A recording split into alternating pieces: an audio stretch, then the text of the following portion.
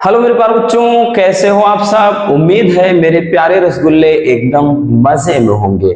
बहुत सारे बच्चों के कमेंट आ रहे थे मोस्ट इंपॉर्टेंट स्टेंजा को करवा दीजिए। तो बच्चों आज के इस वीडियो में आप सभी के कहने पर हम लेकर के आए हैं 3 मोस्ट इंपॉर्टेंट स्टेंजा को। आपको बता दें बच्चों, जो पोएट्री वाला आपका सेक्शन होता है, ठीक, जो आपका पोएट्री वाला पार्ट होता है बच्चों, इसमें अगर हम बात करें तो आपको 4 नंबर का एक सेंट्रल आइडिया आपको तैयार करना है। ठीक, इसके अंतर्गत जो क्या है, सेंट्रल आइडिया है। एक तो सेंट्रल आइडिया तैयार करना है अपने को, ठीक, और दूसरा क्या देखना है बच्चों, तो दूसरा इसके अंतर्गत हम बात करें तो दूसरा जो आता है वो आता है स्टेंजा। ठीक, स्टेंजा। और बहुत सारे बच्चे तो परेशान है कि सर सेंट्रल आइडिया करवा दीजिए। देखिए बच्चों 4-5 चैप्टर ही हैं और उनमें से 3 चैप्टर तो ऐसे हैं जिनमें 100% श्योर है कि वही आना है। ठीक, जैसे हम बात करें तो my mother eight 66, keeping quiet, उसके बाद ए थिंग ऑफ ब्यूटी। ये 3 चैप्टर ही ऐसे हैं बच्चों की जिनमें चाहे हम सेंट्रल आइडिया की बात करें या फिर स्टेंजा की बात करें बच्चों, यानी इन 3 चैप्टर से ही घुमा फिरा के पूछे जाते हैं। ठीक, 1-2 चैप्टर और है पोएट्री में, तो भी हमारा जो टारगेट होना चाहिए, हम ज्यादा हमारा बच्चों जो मतलब ध्येय होना चाहिए, हमारा फोकस होना चाहिए शुरू के 3 चैप्टर पर ज्यादा आपको ध्यान देना है, क्योंकि तीनों चैप्टर बहुत ही लाजवाब हैं, इसलिए इनमें क्वेश्चन ज्यादा होते हैं। और सेंट्रल आइडिया की बात करें बच्चों, आप लोग थोड़ा प्लेलिस्ट वगैरह देखा करिए। ठीक, जब प्लेलिस्ट वगैरह देखते नहीं है उसके बाद वही हल्ला गुल्ला करते हैं कि सर आपने बताया ही नहीं। प्लेलिस्ट बना दिया है, देख लीजिए। ठीक, आवाज थोड़ा डाउन हो गई है तो आपको थोड़ा आवाज में फर्क मालूम पड़ रहा होगा। कारण यह है बच्चों कि हमारे ग्राम सभा में जो भी दुर्गा पूजा का आयोजन हो रहा है उसमें आरती सुबह शाम हम ही करवाते हैं, साथ ही साथ संबोधन भी करते हैं, कार्यक्रम होते हैं, तो इसलिए बच्चों थोड़ा रात में उधर 11-12 बजे रात तक जागना ये थोड़ा दिक्कत हो जाता है। लेकिन कहते हैं ना भाई वो चीज है तो वो भी जरूरी है। लेकिन बच्चों फिर भी आपके बीच में पड़े हैं और आपका प्यार देख करके एकदम दिल खुश हो जाता है। तो चलिए देख लेते हैं बच्चों आपके 3 मोस्ट इंपॉर्टेंट स्टेंजा को। तो चलिए देख लेते हैं। सबसे पहला हम देखते हैं बच्चों, ठीक, ये है my mother eight 66। My mother eight 66 chapter से ये आपको एक स्टेंजा दिख रहा है बच्चों। ठीक, आपको एक स्टेंजा दिख रहा है। आपको क्या करना है, इसको अच्छे से केयरफुली पढ़ लेना है। क्वेश्चन आएगा कि रीड स्टेंजा केयरफुली। स्टेंजा को आप केयरफुली सावधानी पूर्वक पढ़िए और उससे संबंधित जो भी आपके नीचे ये प्रश्न है उनका उत्तर दीजिए। और ये टॉपिक हमने पहले ही बता दिया बच्चों 6 नंबर में पूछा जाता है और बेहद आसान है बच्चों। चलिए हम बताते हैं कि कैसे आपको करना है। एक बार आप अच्छे से इसको पढ़ेंगे, भले अर्थ निकालना ना है बच्चों, लेकिन कुछ ऐसी बातें हैं जो भी आपको हम बताएंगे और आप डेफिनेटली रसगुल्लों श्योर है कि आप उस मतलब तरीके को, उस चीज को अगर आप फॉलो करते हैं तो आपको बोर्ड एग्जाम में इसका बेहतर भाई आपको रिजल्ट मिलेगा। तो चलिए देखिए, है कि ड्राइविंग फ्रॉम, एक बार पढ़ लेते हैं कि driving from my parents, driving from my parents home to Cochin last Friday morning I saw my mother beside me does open mouthed, her face ashen like that of a corpse, and realized with pain that she was as old as she looked। बहुत ही प्यारा सा एक बच्चों, ठीक है ना, ये माँ के लिए है क्योंकि माई मदर एट 66 पहला ही चैप्टर है पोएट्री का। तो इसमें मतलब जो कवित्री होती हैं उनका माँ के प्रति मतलब वो जब माँ को देखती है कि बूढ़ी हो रही हैं, अब ज्यादा दिन तक ये हमारे बीच में नहीं रही है, तो वो बहुत ज्यादा दुखी हो जाती हैं, नर्वस हो जाती हैं। कुछ ऐसा ही सीन है कि driving from my parents home to Cochin, यानी कोचीन के लिए क्या करती हैं, जो कवित्री है रवाना कर देती हैं। ठीक। लास्ट फ्राइडे मॉर्निंग यानी शुक्रवार की सुबह को ही वो कोचीन एयरपोर्ट के लिए कार से निकल लेती हैं और आई सा माई मदर, मैंने अपनी माँ को देखा। कौन कहती हैं? कवित्री कहती हैं बच्चों, बिसाइड में, मेरे जो पास में बैठी हैं। कहती कि मैंने अपनी माँ को देखा जो मेरे पास में बैठी हैं। डज का मतलब ऊँघना, ऊँघ रही हैं। बोलते ना बुजुर्ग हो जाते हैं तो ऊँघने लगते हैं, मुंह खुला रहता है, ऐसे सो जाते हैं, वही चीज बच्चों। डज यानी ऊँघ रही हैं। ओपन माउथ, मुंह उनका खुला हुआ है। हर फेस, उनका जो चेहरा है, ऐसे like that of A carps. Carps का मतलब होता है लाश। तो उनका जो चेहरा है लाश की तरह, देखिए क्या हो गया, राख हो गया है। ऐसे लाइक का मतलब बच्चों एकदम राख हो जाना, ठीक, लाश की तरह एकदम से राख हो जाना। तो उनका जो चेहरा है लाश की तरह राख हो गया या हो रहा है।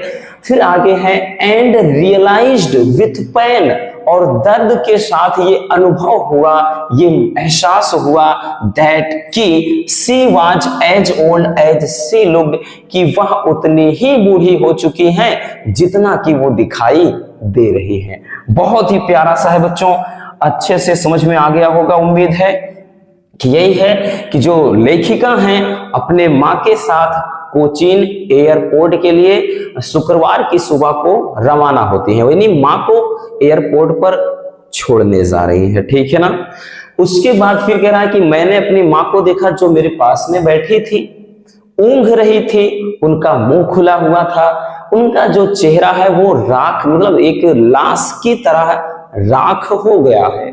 फिर कह रहा कि और दर्द के साथ, देखिए रियलाइज मतलब एहसास हुआ, विथ पेन यानी दर्द के साथ, और दर्द के साथ ये एहसास हुआ, ये जब देखते हैं ठीक तो मतलब उनको बहुत ही ज्यादा दुख होता है अंदर अंदर, ठीक, कि भाई वो एक्चुअल में जितना बूढ़ी मतलब जितनी बूढ़ी दिख रही थी वो उतनी ही बूढ़ी थी, ये चीज इसमें है। अब इसमें जो बच्चों क्वेश्चन है, चलिए उस पर आते हैं, क्योंकि क्वेश्चन आपके 3 होंगे। प्रत्येक क्वेश्चन बच्चों आपको यानी सारे क्वेश्चन के आपको मिलने हैं 2-2 नंबर, 2 इसके मिलेंगे, 2 इसके मिलेंगे और 2 आएगा बच्चों कौन सा, 2 आपके जो होंगे वो होंगे किस पर आधारित। तो हमने इसके पहले भी बताया था आपको जब हम बता रहे थे आपका फिगर ऑफ स्पीच, अलंकार के बारे में, तो एक अलंकार पर आधारित होगा। तो चलिए देखिए क्वेश्चन क्या कह रहा है। क्वेश्चन पहला है कि कहा कि बच्चों where was the poet driving to, कि जो कवित्री है कहां जा रही थी। हमें जवाब मिल गया ना रसगुल्लों, देखिए कहां के लिए भैया, कोचीन के लिए। तो पहले आपको यहां पर आंसर मिल गया है, लेकिन आपको लिखना कैसे है। तो जिस भी टेंस में बच्चों क्वेश्चन हो, हमने क्या कहा, जिस भी टेंस में आपका क्वेश्चन हो आंसर भी अपने को उसी टेंस में लिखना है। तो यहां पर हम लिखेंगे, अब देखिए ये तो इंट्रोगेटिव है बट अपने को बनाना क्या है, सिंपल बनाएंगे अफर्मेटिव।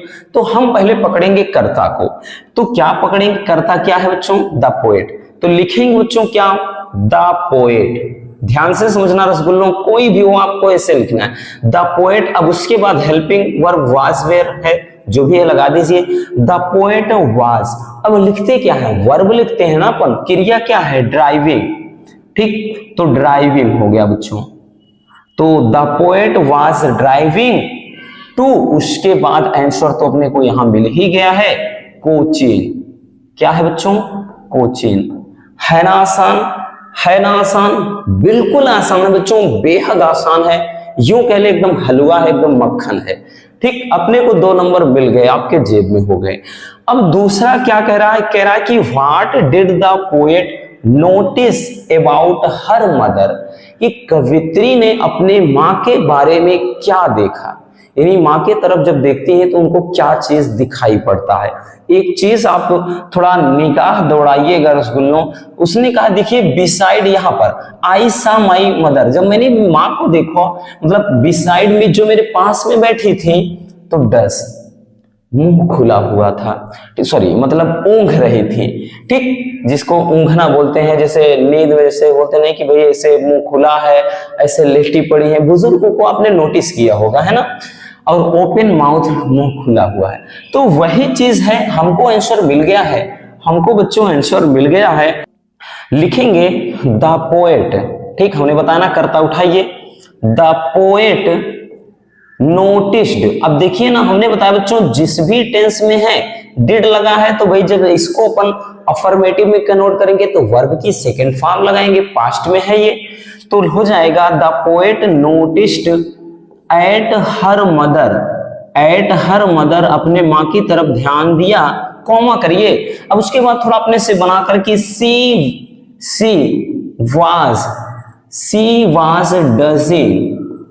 वाज डजिंग यानी वो ऊँघ रही थी, एंड और हर फेस वाज, सॉरी फेस नहीं बच्चों, हर माउथ वाज ओपेंड, ठीक, ओपेंड। अब रसगुल्लो आपको इतना तो भी करना होगा, क्योंकि इतना भी आसान नहीं फ्री में 2 नंबर दे देंगे। हाँ आसान है, बट जो अच्छे से थोड़ा समझ लेते हैं, ठीक है ना। तो यहां पर कह क्या रहा है, यहां पर कहा था कि what did the poet notice about her mother, कि जो कवित्री हैं उन्होंने अपने माँ के बारे में क्या देखा। तो इसका उत्तर क्या हुआ, the poet noticed at her mother, यानी कवित्री ने अपने माँ की ओर देखा, कॉमा करिए, सी वाज डजिंग, वो ऊँघ रही थी, and her mouth was opened, और उनका जो मुंह था वो खुला था। अपने को यहां पर यही तो मिला है ना, तो इसको थोड़ा अपने से हम बनाकर लिख सकते हैं, ठीक है ना, कोई दिक्कत नहीं। चलिए अब आते हैं तीसरे क्वेश्चन पर। तीसरा कह रहा है कि which figure of speech is in the line essence like that, यानी एसन लाइक दैट में कौन सा अलंकार है। अब बच्चों हमको बताने की जरूरत नहीं है, उस दिन अगर आपने पढ़ा होगा, आपने फिगर ऑफ स्पीच वाली वीडियो देखी होगी जो हमने बताई है, तो आप डेफिनेटली इसको सेकेंडों में फटाक से बना सकते हो। तो देखिए लाइक शब्द मिल गया है, अब लाइक भाई कहाँ आता है, लाइक की तरह, के जैसे, ठीक, ये जब आता है तो बच्चों अलंकार कौन सा होता है, उपमा होता है। तो यहां पर है कौन सा, सिमिली है। क्या है बच्चों, सिमिली। सिमिली का मतलब होता है उपमा अलंकार। तो इसमें क्या भाई कह रहा कि एक लाश की तरह या लाश के जैसे, तो की तरह, के जैसे, ये सब कब आते हैं, जब उपमा अलंकार होता है। तो इसलिए बच्चों यहां पर ये लाइक है, ये हो जाएगा उपमा अलंकार। एक अलंकार पर जरूर पूछेगा बच्चों, ध्यान देना, ठीक है ना। तो चलिए फटाक से इसको स्क्रीनशॉट कर लीजिए, ठीक, इसको स्क्रीनशॉट कर लीजिए बच्चों। उसके बाद हम देख लेते हैं आगे के जो आपके इंपॉर्टेंट स्टेंजा हैं।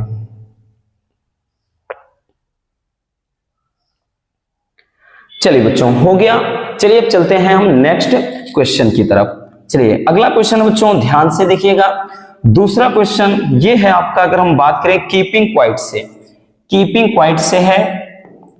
चलिए एक बार अच्छे से पढ़ लेते हैं क्वेश्चन क्या कह रहा है। हमने बताया ना अर्थ निकालना ना भी है बच्चों, कोई दिक्कत नहीं, कौन सा आप अर्थ निकाल कर लिख रहे हो, लिखना है तो जिस तरह से दिया गया बस थोड़ा सा उसमें समझना पड़ेगा। है कि परहैप्स, देखिए बोल रहा है कि perhaps the earth can teach us as when everything seems dead and later era proves to be alive. Now I will count up to 12 and you keep quiet and I will go. देखिए इसमें क्या कह रहा है, perhaps the earth can teach us, मतलब शायद हमें पृथ्वी ये पढ़ा सकती है या सिखा सकती है या बता सकती है, ठीक, परहैप्स है मतलब शायद, कह रहा है कि the earth can teach us, पृथ्वी हमें पढ़ा सकती है, as when everything seems dead, कि जब मतलब सब कुछ मृत प्रतीत होता है, and later proves to be alive, और बाद में जीवित मतलब जीवित मालूम होता है। फिर आगे है कह रहा है कि now I will count up to 12, अब हमें क्या करना है, 12 तक गिनती गिनना है, एंड यू कीप क्वाइट, तुमको शांत रहना है, एंड आई विल गो, और मुझे जाना है। ऐसे में तो कुछ समझ में आया नहीं होगा, कहना क्या चाहता है कभी, चलिए बताते हैं क्वेश्चन पर आइए। मतलब ये हमें पृथ्वी बहुत कुछ सिखा रही है, ठीक, हमें पृथ्वी मतलब ये बता रही है कि भाई दुनिया में कोई चीज है कब, मतलब जब मृत प्रतीत होती है, या फिर वहां पर इस पृथ्वी पर जो लोग रहते हैं कैसे सरवाइव करते हैं, कैसे जिंदा है, कैसे मतलब उनका रहन सहन होता है, ठीक, आपको कैसे किस तरह से शांति बनाए रखना है या क्या करना है, इन सब बारे में बात किया गया है। फिलहाल उस पर हम ज्यादा गौर नहीं करते हैं। हमारा काम इतना है कि एक बार अच्छे से पैसेज को पढ़िए यानी स्टेंजा को पढ़िए बच्चों, फिर नजर डालते हैं क्वेश्चन पर। चलिए, कह रहा है, आप क्वेश्चन को नोटिस करेंगे बच्चों, थोड़ा क्वेश्चन को नोटिस करेंगे। देखिए, कह रहा है क्वेश्चन में कि what lesson can the earth teach us, यानी जो पृथ्वी है हमें कौन सा पाठ पढ़ा सकती है, हमें कौन सा पाठ पढ़ा सकती है। भाई हमें पाठ यही तो बता रही है ना कि when everything is seems dead, सब मतलब सभी चीजें मृत प्रतीत होती हैं, and later proves to be alive, और बाद में जीवित होती हैं, ठीक। तो कहने का मतलब यहाँ पर यह बताया जा रहा है पृथ्वी की किस तरह से जीवन जीना है। तो यहां पर हम लिखेंगे बच्चों अपने से बनाकर। देखिए, इतना तो जाने कि ये वाट है तो इसको छोड़िए, इसमें कर्ता क्या है भाई, तो द अर्थ समझ में आ रहा है, ठीक। तो हम पहले कर्ता ही ढूंढेंगे बच्चों, हमारा पहला काम ही यही है, हमारा पहला काम ही यही है, कर्ता को आप तलाशिए, ठीक। तो द यहां से लिखेंगे द अर्थ, उसके बाद हमने बोला ना यही हेल्पिंग वर्ब उतारिए, कैन, फिर क्या कहा बच्चों, आप उतारिए क्या है, वर्ब को, कैन टीच अस, हमें सिखा सकती है। अभी तो हमने केवल क्वेश्चन को ही छापा है कि the earth can teach us that, कि how to survive,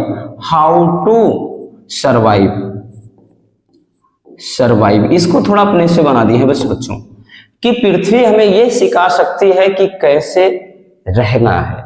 how to survive on it लिख सकते हैं यहां पर, how to survive on it, यानी पृथ्वी पर कैसे जीवन बिताना है या पृथ्वी पर कैसे रहना है, ये हो गया, ठीक है ना। अब देखिए बच्चों, दूसरा क्वेश्चन क्या कह रहा है कि what does the poet ask us to do, यानी कवि हमें क्या करने के लिए कहता है ना, कि what does the poet ask, कवि हमें क्या कहने के, मतलब टू डू माने करना, कि कवि हमें क्या करने के लिए कहता है। तो यहां पर बोल रहा है ना रसगुल्लों, आपको ध्यान से देखना होगा, कह रहा है कि now I will count up to 12, भाई कि 12 तक गिनती गिनिए आप, है ना, यही चीज है बच्चों।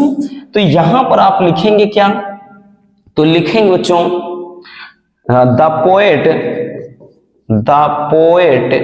ठीक, द पोएट आस्क। अब देखिए प्रेजेंट इंडेफिनिट है भाई, डू या डज है, तो हम यहां पर आस्क से लेके इसको एस लगा देंगे। The poet asks us to count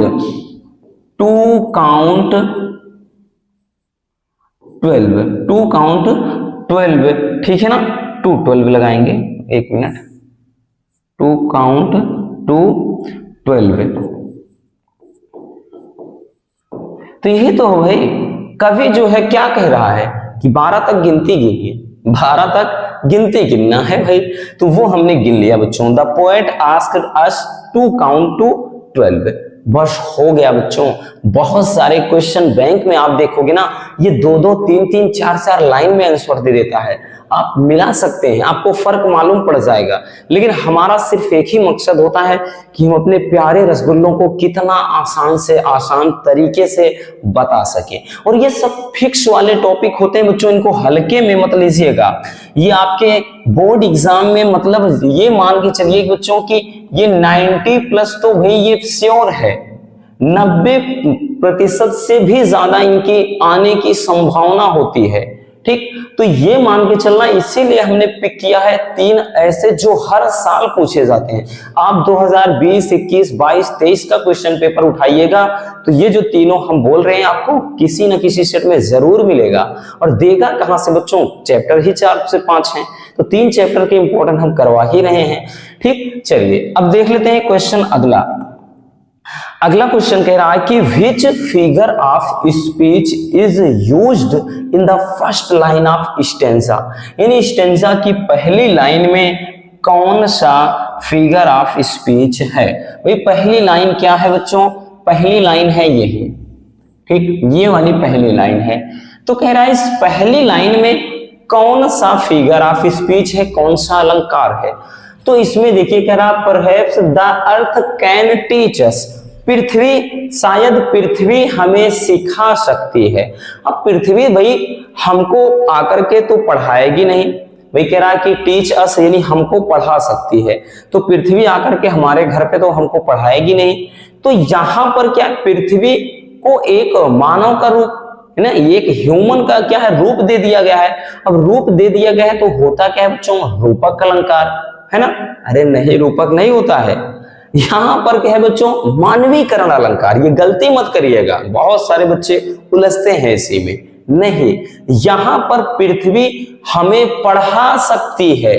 तो पृथ्वी तो देखें एक अजैव कारक में आता है, निर्जीव घटक में आता है, लेकिन हमें पढ़ाने की बात कर रहा है, यानी भाई पढ़ा वही सकता है ना जैसे कोई व्यक्ति है, जिंदा है।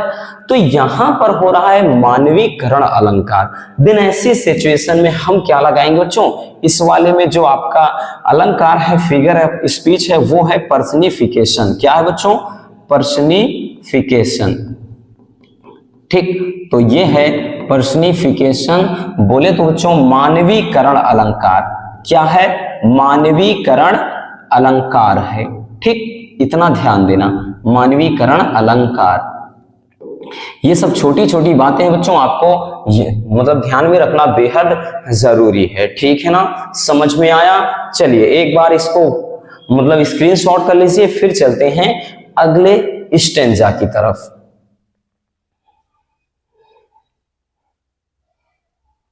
चलिए बच्चों हो गया। अब हम आते हैं नेक्स्ट क्वेश्चन पर।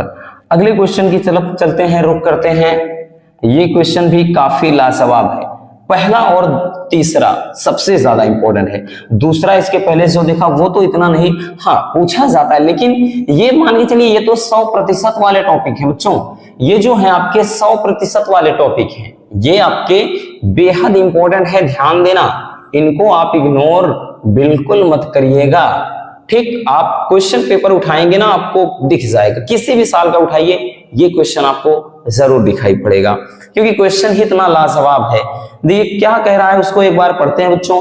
कह रहा है कि a thing of beauty is a joy for ever. A thing of beauty यानी सौंदर्य की जो वस्तुएं हैं, ए जॉय फॉर एवर हमेशा के लिए हमें खुशी प्रदान करते हैं, यानी जो सौंदर्य की वस्तुएं हैं हमेशा के लिए खुशी होती हैं।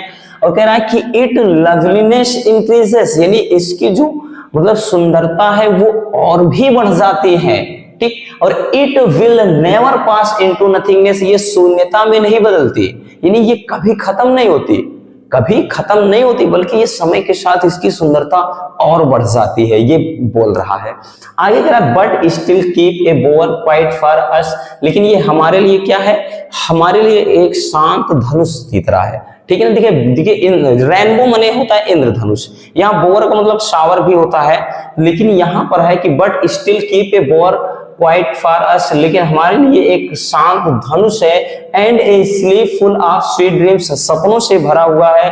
And health and quiet breathing, और ये हमें क्या करती है भाई कि मतलब जो सौंदर्य की वस्तुएं हैं हमारे स्वास्थ्य को अच्छा बनाए रखते हैं, और क्या है हमारे अंदर एक शांति से भरी सांसें प्रदान करते हैं, ठीक है ना, ये चीज है, ठीक। तो आपको अर्थ निकालने की जरूरत है नहीं वहां, इसलिए कहा जाता है एक बार दो बार अच्छे से पढ़िए बच्चों, ताकि जो भी ये क्वेश्चन दिए गए हैं रसगुल्लों, आप इनका आंसर इसमें भी अगर लिखना, जैसे आंसर लिखना स्टार्ट करेंगे ना, आप थोड़ा सेंटेंस को, जो भी सेंटेंस है आपके, ठीक, जो भी वर्ड्स हैं आप इसमें थोड़ा मैचिंग कर सको, इसलिए कहा जाता है कि एक बार दो बार अच्छे से पढ़िएगा, ठीक। चलिए अब आ जाते हैं हम इसके मतलब क्वेश्चन पर। क्वेश्चन पहला क्या है, गौर से देखिएगा। क्वेश्चन कह रहा है कि what does the poet feel about a thing of beauty, कवि सौंदर्य की वस्तुओं के बारे में क्या अनुभव करता है। अब जनाब इसका आंसर आपको एकदम ऊपर ही मिल गया है। कह रहा है a thing of beauty is a joy for ever. मेरे प्यारे रसगुल्लों, आपको ज्यादा ढूंढना ही नहीं है, आंसर आपको मिल गया बच्चों। आप क्या लिख सकते हैं, यहां से पहले स्टार्ट करेंगे। हमने बताया ना बच्चों, क्वेश्चन जिस भी टेंस में हो आंसर भी अपने को उसी टेंस में लिखना है।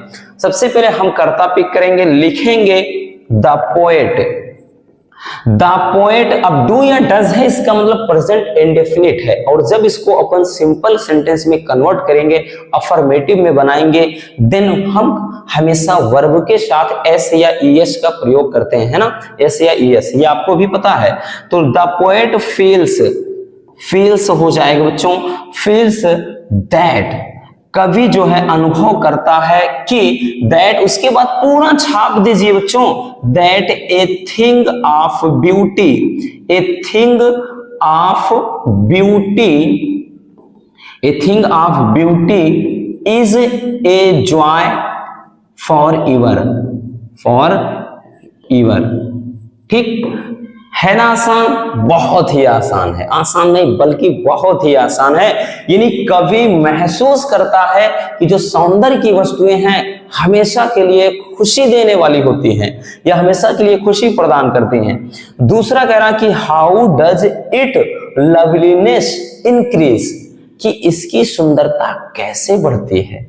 अभी हमने बताया बच्चों, इट्स लवलीनेस इंक्रीजेस, कह रहा है कि it will never pass into nothingness, यानी ये इसकी सुंदरता समय के साथ और भी बढ़ जाती है, ये कभी भी शून्यता में नहीं बदलती। शून्यता में बदलने का मतलब ये कभी भी इसकी सुंदरता खत्म होती ही नहीं है, ठीक। तो यहां पर हम लिखेंगे बच्चों, लिखेंगे इट्स लवलीनेस। देखिए इसमें कर्ता भाई यही है, इट्स का मतलब यहां पर ए थिंग ऑफ ब्यूटी की बात कर रहा है, तो अपने को कर्ता मिल गया भाई इट्स लवलीनेस, ठीक है ना। यही अपने को पहले छाप देना है, जो है बच्चों हम उसी को छापेंगे। इट्स लिखेंगे बच्चों कि loveliness, it's loveliness increase, it's loveliness increase with, it's loveliness increase each passing time, each passing moment या passing time, ठीक, passing moment, ठीक। तो ये होता है कि जो इसकी सुंदरता होती है वो हर एक गुजरते हुए पल के साथ बढ़ जाती है। तो इसमें थोड़ा अपने से एक्स्ट्रा लिखना है, क्योंकि बच्चों 3 क्वेश्चन होंगे तो एक आध क्वेश्चन में थोड़ा सा अपना दिमाग तो लगाना होगा, ठीक। नहीं भी लगा पाते हैं डोंट वरी, थोड़ा अपने से कोशिश करना होगा बच्चों, नहीं तो हमने बताया ना ये फिक्स ही होते हैं, ज्यादा से ज्यादा प्रैक्टिस देन चीजें आसान हो जाएंगी, है ना। तो वही चीज कह रहा है कि इट्स लवलीनेस इंक्रीज, वही इतना तो हमने वही छाप दिया है कि जो इसकी सुंदरता बढ़ जाती है, ईच पासिंग मोमेंट्स, प्रत्येक पासिंग माने गुजरते हुए, मोमेंट एक क्षण के, यानी प्रत्येक गुजरते हुए क्षण के साथ साथ ही इसकी मतलब जो सुंदरता है और भी बढ़ जाती है, ठीक है ना। चलिए अब अगला क्वेश्चन है, कह रहा है कि point out the figure of speech in the statement, यानी ये जो स्टेटमेंट है a thing of beauty is a joy for ever, इस वाले पार्ट में कह रहा है कि कौन सा फिगर ऑफ स्पीच है, यानी कौन सा अलंकार है, ठीक। यानी इसमें है क्या, वही तो कह रहा ना कि जो सौंदर्य की वस्तुएं हैं एक क्या हमेशा के लिए खुशी प्रदान करती हैं। तो जो सौंदर्य की वस्तुएं हैं वो हमारे एक लिए खुशी है, सौंदर्य की वस्तुएं एक खुशी है। जाहिर सी बात है कि सौंदर्य की वस्तु और इधर खुशी दोनों को मिलाकर एक कर दिया गया, यानी खुश सौंदर्य की वस्तुओं को खुशी का रूप दे दिया गया है। तो यहां पर है बच्चों रूपक अलंकार, ठीक है ना। तो इस स्टेटमेंट में कौन सा अलंकार है, इधर लिख देते हैं, ध्यान से समझना बच्चों। इसमें अलंकार जो है वो है रूपक, यानी मेटाफर। कौन सा है बच्चों, मेटाफर है। तो यहां पर मेटाफर अलंकार है, ठीक, यानी रूपक अलंकार है। समझ में आया बच्चों? तो इस तरह से आपको क्या करना है, बहुत ही अच्छे तरीके से थोड़ा अपना दिमाग लगा कर बच्चों इन स्टेन मतलब जो भी आपके क्वेश्चन है इनको अच्छे से थोड़ा इन पर फोकस करना होगा, जोर देना होगा, प्रैक्टिस करना होगा, तभी जाकर के इसके आपको मिलने वाले हैं 6 नंबर। क्योंकि बच्चों 6 नंबर बहुत ज्यादा होते हैं, एक एक नंबर के लिए मशक्कत करनी होती है। यहाँ तो बात है 6 नंबर की, वो भी फ्री फंड के हैं, है ना। ज्यादा मेहनत नहीं करना भाई, आपके सामने सब कुछ होगा, बस आपको थोड़ा पढ़ना है, समझना है, उसके बाद प्रश्नों का उत्तर देना है। और सबसे जरूरी चीज फिर से बता देते हैं बच्चों, क्वेश्चन जिस भी टेंस में हो आपको उत्तर इसका यानी आंसर जो होगा उसी टेंस में ही लिखना है। समझ में आया? तो बस आज के इस वीडियो में इतना ही। उम्मीद है कि ये वीडियो आपके लिए काफी ज्यादा हेल्पफुल रही होगी। मिलते हैं किसी और समझदार वीडियो के साथ। और जिस भी टॉपिक में आपको दिक्कत हो रसगुल्लों, फटाफट से कमेंट करना, और हाँ नए हो तो चैनल को सब्सक्राइब जरूर कर लीजिए और एक प्यारा सा कमेंट करना बिल्कुल मत भूलिएगा। Love you, bye bye, take care. और हाँ, इसको स्क्रीनशॉट कर लीजिए।